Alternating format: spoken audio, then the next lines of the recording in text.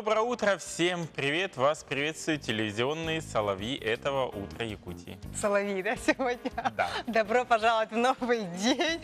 И это вот утро вместе с вами встречает Иван Луцкан и я, Ларина Сукуева. Сегодня на календаре 16 мая, день недели четверг. И сегодня отмечается День биографа. Перефразируя известные слова, сегодня можно сказать так. Если биографии кто-то пишет, то наверняка их кто-нибудь прочитает. Наверное, именно сегодня тот день, когда можно ознакомиться с биографией известного человека, известной личности, о которой вам бы хотелось бы узнать. Будь то это писатель, будь то это поэт или какая-нибудь звезда, может быть, эстрада. А еще 16 мая – это День Мавры. Ее еще называли Мавра-рассадница, Мавра-молочница и даже Мавра-зеленые щи. А все потому, что в середине мая начинали варить щи не из квашеной капусты, ведь ее запасы к этому времени заканчиваются, а из свежей зелени. В этот день хозяйки обычно высаживали на грядку рассаду капусты и засевали огороды семенами овощей. А еще наблюдали в этот день за приметами. Если поутру была большая роса и ясный день, это предвещало хороший урожай огурцов. Вот я не знаю, будет ли сегодня роса, но о каких температурах пойдет речь прямо сейчас. Итак, сегодня в 6 часов утра в центральных полосах температура воздуха составила 10,5 градусов тепла. Днем там ожидается 22-24. В Заречье утром было 14,9 градусов тепла. Днем ожидается 19-24. На юге утром было плюс 6, плюс 5. Днем плюс 15, плюс 19. В Вилюйской группе Улусов утром плюс 6, плюс 3. Днем ожидается 16-18 градусов тепла. В Нижнеленских Улусах утром было плюс 9, минус 5, а днем ожидается плюс 1, плюс 19. На западе в 6 часов утра температура воздуха составила плюс 8, плюс 1 градус. Днем ожидается плюс 5, плюс 23. В Колымо-Дигирских Улусах плюс 6, минус 8, это утренняя температура, а дневная минус 6, плюс 16. В Вианских утром минусовая температура минус 2, минус 9, и днем ожидается плюс 1, плюс 7 градусов. И на северо-западе минус 9, минус 12, это утренняя температура, а дневная также минус 10, минус 5. В городе Якутске в 6 часов утра температура воздуха составила 10 градусов тепла, атмосферное давление 745 миллиметров ртутного столба, ветер 5-10 метров в секунду, и днем ожидается 21-23 градуса. Доброе утро, дорогие друзья! Мы продолжаем наш утренний эфир, и сейчас мы передаем слово нашей постоянной рубрике «Электронные услуги». На сей раз пойдет речь о том, как получить дубликат страхового свидетельства.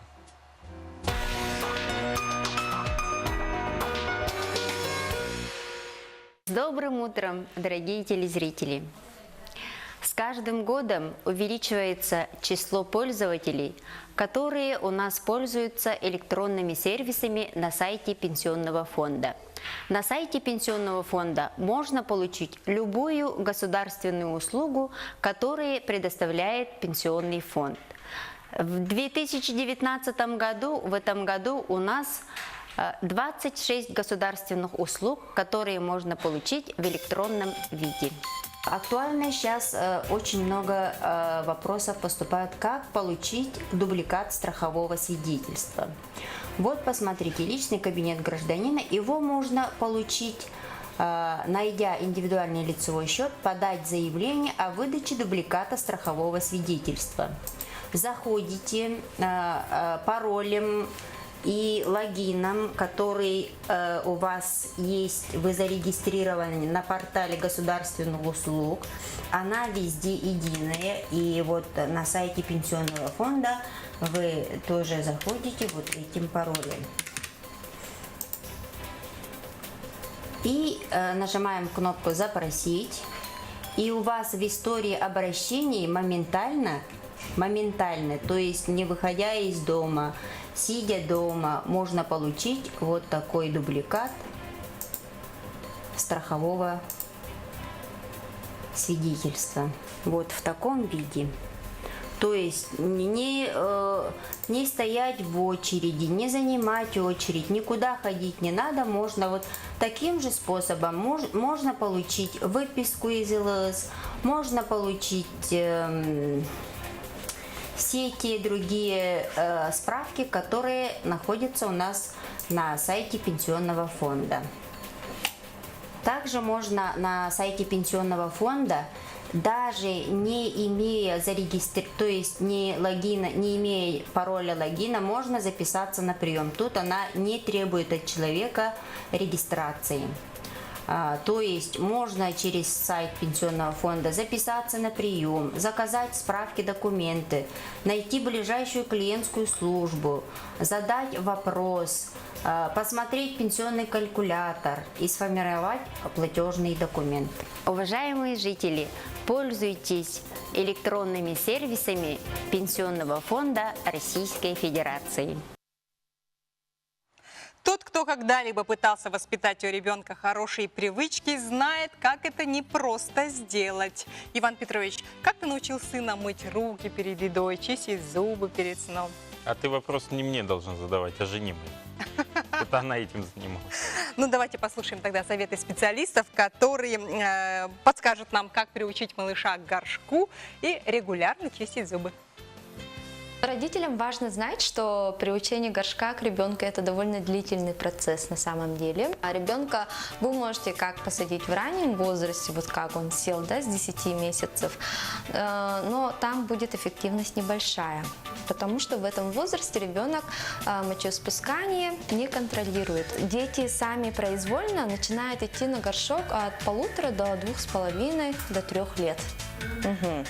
Поэтому, чтобы ребенка посадить на горшок, надо будет терпение сначала же, и, конечно, это месяцами может продолжаться. Если ребенок заболел, если он себя плохо чувствует, то совершенно в этом периоде не надо давать ему горшок, если он не хочет, да, если он отказывается силы, не надо его сажать, потому что это воспринимается как агрессия ребенком, да. Эффективнее будет давать ребенку горшок вначале поизучать. Необходимо поставить на видном месте, где он обычно ходит. Это может быть там игровая комната, да, в гостиной, где ребенок много времени проводит. Не обязательно, чтобы ребенок ходил в туалет или в ванную, потому что у него с этой комнатой могут связаться какие-то другие страхи детские. Да. Сначала в игровом варианте можно показать, как ходит на горшок.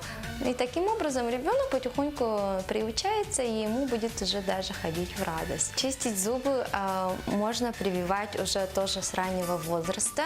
Это вот где-то с 1,5 лет, с 2, с 2,5, да. Но для этого надо вначале ребенка научить полоскать рот. То есть просто водой. Когда вот только вышли первые зубики, это примерно вот в 5-6 месяце, да, ребеночка, можно марлю немножко намочить и почистить уже зубки. И это процедуру делать каждый день. Тогда ребенок уже начинает понимать, что у меня чисто во рту, хотя он причинно-следственных связей пока не делает в этом возрасте, но ему будет приятно. А потом уже потихоньку даем зубную щетку без пасты и показываем, как мы сами чистим. Вот. И ребенок же хочет всегда стать взрослее, в 2 года, к 3 годам уже, да. И вы говорите, вот как мама, как папа, давай чистить зубы. Обязательно надо помнить, что надо хвалить ребенка. То есть он сделал, да, вот приятно, почистил зубы как мог. Вы его сразу хвалите, одобряете, вот молодец. Но это одобрение никак не должно вот подкрепляться конфетами, там, сладостями. Желаю родителям любви, желаю, чтобы они уважали выбор своего ребенка и, конечно же, всем терпения. А мы продолжаем наш эфир. Вскрытие реки Лена возле города Якутска ожидается вот буквально в ближайшие дни, 16-18 мая. О том, как проходит ледоход по территории Якутии, расскажем прямо сейчас. Уровень воды у хангаласского села Исид составил 685 сантиметров и критических 1992. Передают наши коллеги из канала Якутия-24. По данным МЧС, на 4 часа утра 16 мая уровень воды там вырос на 71 сантиметр за 4 часа. На реке Алда густой ледоход наблюдается у села Охотский перевоз Тампонского района, где уровень воды 916 сантиметров, при критическом 1190 сантиметров. Изменение за 4 часа плюс 88 сантиметров. На реке Вилюй густой ледоход у Верхневилюйска. Уровень воды за 4 часа вырос на 36 сантиметров. На реке Колыма у поселка Зырянка Верхнеколымского района уровень воды почти достигает критической отметки 763 при 770 сантиметрах. Уровень воды за 4 часа вырос на 2 сантиметра. На реке Исачная ледоход у села Нелемное Верхнеколымского района на 2 сантиметра понизился за 4 часа. На реке Березовка у села Березовка уровень за 4 часа понизился на 5 сантиметров. Там 820 сантиметров при критическом 1000 сантиметров. Отслеживайте движение ледохода в спецпроекте наших коллег с телеканала Якутия-24 «Паводок 2019». А наша постоянная рубрика «Пусть мама придет» продолжает свою работу. И сегодня мы хотим познакомить вас с братьями Ваней и Семеном. Семену 7 лет, он ученик 1 класса, а Ваня старше Семена на 1 год. Оба они увлеченные ребята. Семен спортсмен, играет в футбол, а Ваня более творческий. Давайте вместе с ними познакомимся.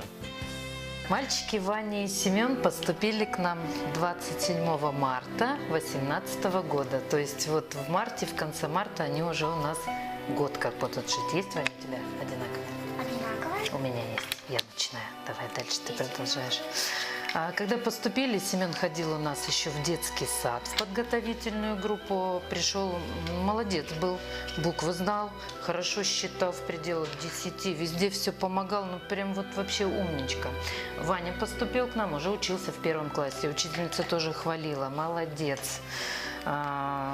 Шустро соображал. Надежды возлагали большие в 1 классе на Ваню. Но наступил 2 класс. Ваня как-то активность немножко поубавилась. Учеба, конечно, он молодец. Он любит передачи смотреть, где вот именно познавательные. Всем интересуется, рассказывает, где что услышал, начинает дальше воображать, придумывать что-то, сочинять. А как это будет, а как это... А если вот такое в природе или нет? То есть вот этим всем интересуется, молодец. Разносторонний ребенок. То есть может и порисовать, может и полепить. И в спортзал они у нас ходят оба. Семен любит спортом заниматься. Семен посещает у нас футбольную секцию. Учится сейчас в 1 классе. Тоже хвалят ребенка. Чтение, конечно, у нас пока Семен еще, да, немножко оставляет желать лучшего, но мы думаем, что мы все нагоним, все успеем. Рисовать тоже любит, разукрашивает аккуратно, старается, не торопится. Братья, ну, в принципе, братья молодцы. Друг другу помогают, когда о помощи просят, всегда скажут спасибо, пожалуйста, то есть вежливые, воспитанные, эти слова знают. Ты 2 карточки уже, Вань, положил. Пока я рассказывала, ты меня уже немножко хитрил. 2 карточки положил. Да, у меня нет ни одной. Поэтому хотят в семью, хотят. Да, Семен? Семен хочет, Ваня тоже хочет, да, в семью? Хочет семью. В общем, мальчишки хорошие. Он некоторые буквы хорошо не умеет называть. Я им говорю рыба, он говорит рыба. Это в садике было. Ага. Но в школе он уже научился хорошо говорить. Это еще в садике было, когда был конец. Да. Братья Иван и Семен во всем поддерживают друг друга, и нам бы очень хотелось, чтобы они обрели семью.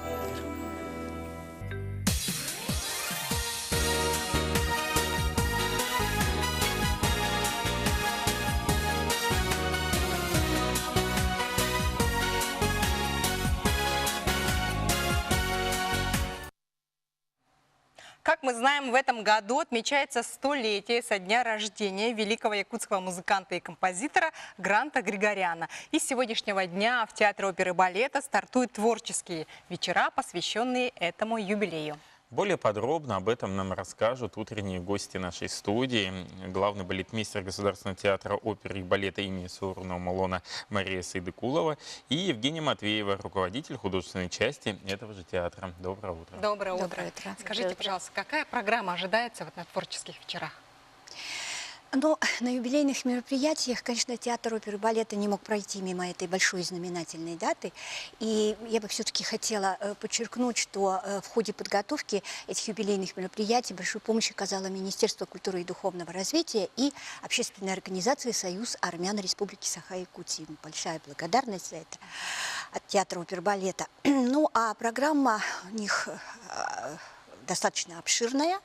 Ну, вот сегодня открытие, как вы сказали, цикла вечеров под названием «Посвящение». И сегодня у нас премьера балета «Камень счастья».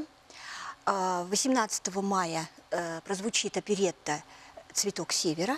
И 19 мая, в воскресенье, состоится гала-концерт с участием ведущих и молодых мастеров оперной сцены, хора и симфонического оркестра. И, конечно же, с участием гостей из Армении. Вот по поводу спектакля «Камень счастья». Вот можно о нем поподробнее? Ну, балет «Камень счастья» – это вообще последняя работа этого композитора Гранта Григоряна. Балет был закончен в черновом варианте, в клавире, поэтому партитуры оркестровой нет. И, конечно, хотя музыка очень интересная, очень насыщенная, сочная, с такими якутскими мелодиями и, так сказать, с экспрессией армянской, но она была, конечно, вот только в клавире для рояля, да. И по ходатайству Министерства культуры Якутской ССР было направлено обращение, значит, к Леониду Фейгину, композитору московскому, который сделал оркестровку этого балета. Но оркестровал он не весь балет, а только сюиту. И эта сюита прозвучала в 1983 году с симфоническим оркестром Большого театра и дирижировала этой сюитой наша знаменитая Галина Михайловна Кривошапка. И запись эта осталась на грампластинке, которая была записана в том же году на Апрелевском заводе. И вот эта раритетная пластинка, она послужила основой для постановки нашего балета, который сегодня будет показан зрителю. Вот вы сказали, что на празднование приедут гости из Армении. Где они будут выступать и кто планируется приехать? Ну, прежде всего, идею приезда творческой делегации из Армении очень поддержал председатель Союза композиторов Армении Арам Арамович Сатян. Вот он организует и привозит творческую группу музыкантов из Государственной филармонии Армении. Это дирижер Рубен Асатрян, сопрано Диана Арутюнян и исполнитель на дудуке Арутюн Чкулян. Вот такая вот интересная группа. Они не только примут участие в гала-концерте заключительном, они встретятся, конечно же, с Якутским союзом композиторов, буквально, по-моему, завтра. У них в программе намечена встреча с представителями якутской музыкальной культуры. И вот 18 числа они их пригласили в культурный центр армянский города Якутска, и там будет большая, тоже обширная программа у них. В рамках года театра, я так понимаю, что у театра оперы и балета есть большие планы. Можете немножко о них поделиться? Что планируется? Ну вот, да. Год театра для нас был начало уже было насыщенным. Это вот, как мы знаем, весной прошел фестиваль Айталины Адамовой, конкурс имени Адамовой Айталины Савичны, и на который приехали очень такие интересные певцы. Конкурс был очень интересный. Это был первый опыт в нашем театре, и я считаю, что это у нас получилось. И затем вот фестиваль теперь к столетию Гранта Григоряна. И следующий фестиваль, это будет уже конец октября, начало ноября. Это наш уже завоевавший любовь зрителей международный фестиваль балета, классического балета «Стерх». Вот. И, конечно, еще предстоят нам гастроли балетной труппы в Туву, Республика Тува.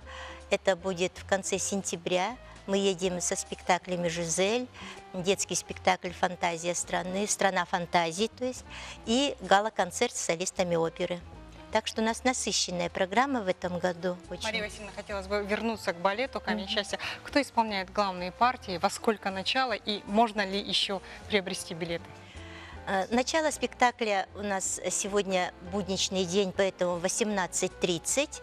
И главные партии исполняют очень известные наши артисты. Это Венера Федотова, наша ведущая балерина. Она дипломант международных и всероссийских конкурсов, уже известная балерина в партии Эрелчани. В партии Онголука выступает наш премьер Сарел Афанасьев, любимец публики. Наверное, его не надо представлять, потому что так его знает вся республика.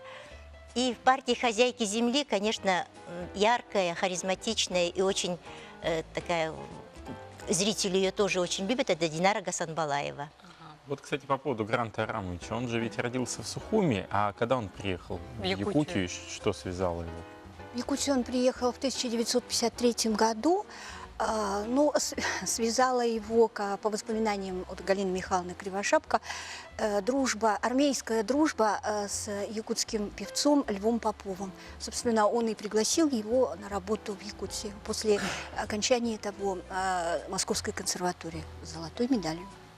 Ну, теперь мы считаем его якутским музыкантом, конечно, и композитором. Советским якутским композитором. Театральный сезон когда завершится летом? Балетный сезон закроется у нас 8 июня. 9 июня у нас артисты уходят в отпуск, потому что мы уже в конце сентября должны выехать на гастроли. Поэтому мы как бы немножечко раньше уходим, чтобы чуть пораньше выйти. А вообще сезон театральный наш закроется 6 июля. 5 июля будет большой гала-концерт, закрытие сезона. И, конечно, будут наши все известные певцы и гости.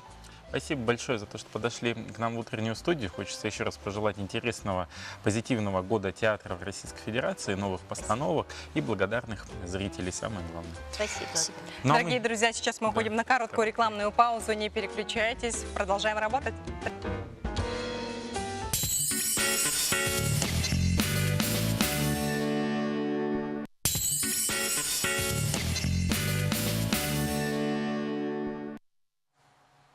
Доброе утро, дорогие друзья! На календаре сегодня 16 мая, четверг. И в этот день, в 1924 году, вышел в свет первый номер детского журнала «Мурзилка». Иван Петрович выписывал такой журнал? Нет? Наверное, нет. Нет, на самом деле я знаю такой журнал, даже читал его в детстве. Так что я еще не совсем молодой, да, уже, да, где-то там.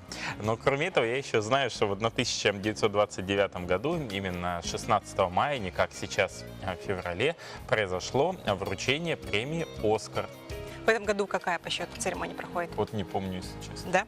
Ну, ладно. А мы напоминаем, дорогие друзья, что мы работаем для вас только в прямом эфире. Наш WhatsApp номер прежний 8 914 279 2262. Так что смело отправляйте нам свои сообщения. Может быть, у кого-то из ваших друзей, знакомых и близких день рождения, юбилей, свадьба. Ну, может быть, да, в четверг свадьба быть. Может. Просто передавайте привет с хорошей погодой. Ну, да. а сейчас? Например, вот у моего сына сегодня день рождения. Иван Петрович, я тебя поздравляю, что вот 8 лет тому назад ты стал папой. Да. Мише хорошей учебы и здоровья. Спасибо. Ну а сейчас о прогнозе погоды. Вот она свеженькая есть. Сейчас циферки огласим. В центральных улусах сегодня днем ожидается погода летняя, плюс 22, плюс 24 градуса. Не отстает из-за речи, там тоже температура воздуха плюс 19, плюс 24. На юге республики чуть холоднее, но также по-весеннему тепло плюс 15, плюс 19. В Вилюйских улусах плюс 16, плюс 18. В Нижнеленских улусах плюс 1, плюс 19. На западе плюс 5, плюс 23. В Колымо-Дигирских улусах не торопится весна, пока прохладно, минус 6.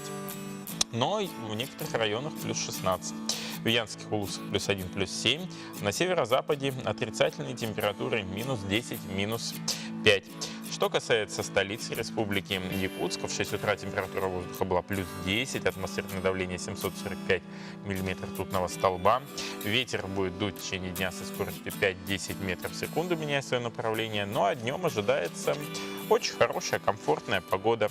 Плюс 21, плюс 23. Значит, проснутся комары. Еще и в рифму. Что ж, отгремели майские праздники с обилием отечественного патриотического кино, и в кинотеатрах вновь потихоньку начинает доминировать голливудская продукция. Какая это продукция? Главным релизом предстоящего уикенда, то есть выходных дней, станет семейная экшн-комедия. Столько иностранных слов, да? «Покемон Детектив Пикачу». Из этих слов только слово «детектив» знаю, да? Подробнее в рубрике «Киноафиша».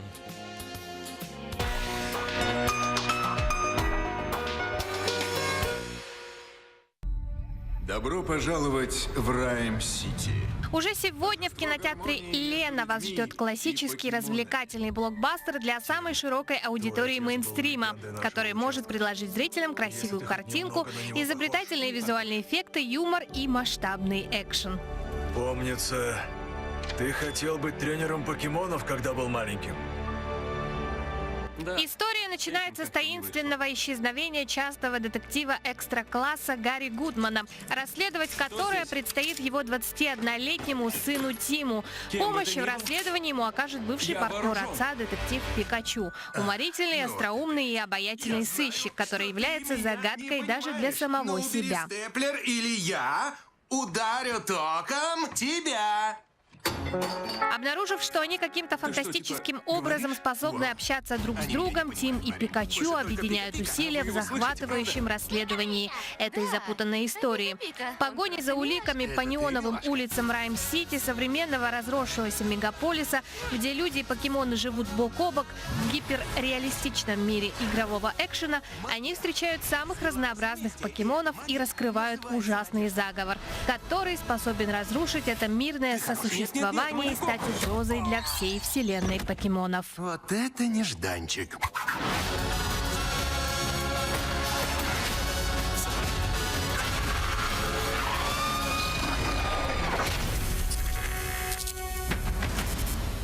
Покажи, что можешь.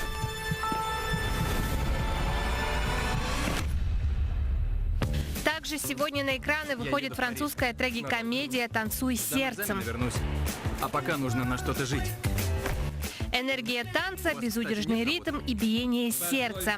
Ради этого Джозеф готов отказаться от всего и отправиться на битву лучших хип-хоп-танцоров планеты. В Париже он встречает Хлою, которой предстоит отбор в легендарную балетную группу Нью-Йорка. Вместе они мечтают создать невероятное объединение стилей, которое потрясет весь мир.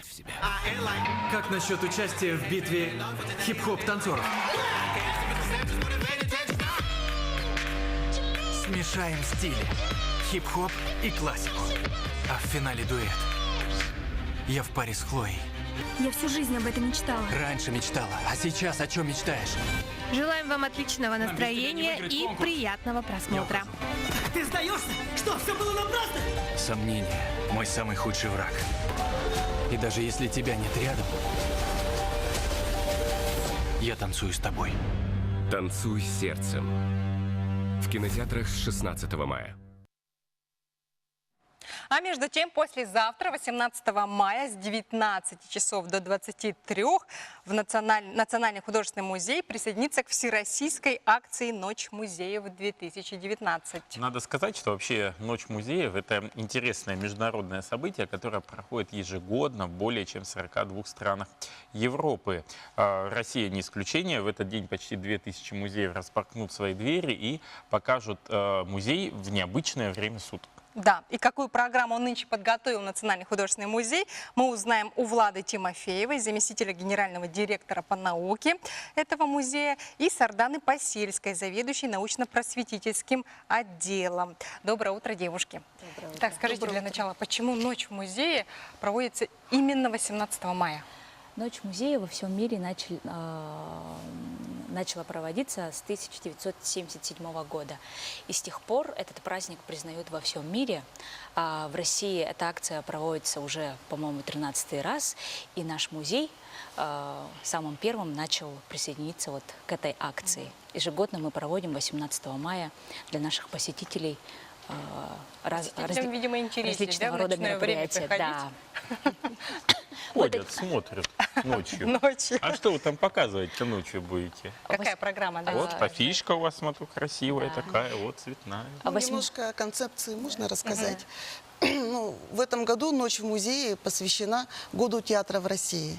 И общая тема – метафизика театра. При этом мы программу поделили на 3 тематических блока. Это метафизика реальности, метафизика символов и метафизика чувств. Что такое метафизика реальности?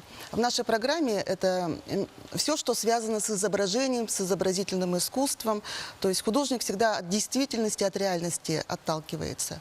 А метафизика символов – это синтез изобразительного искусства и театрального искусства.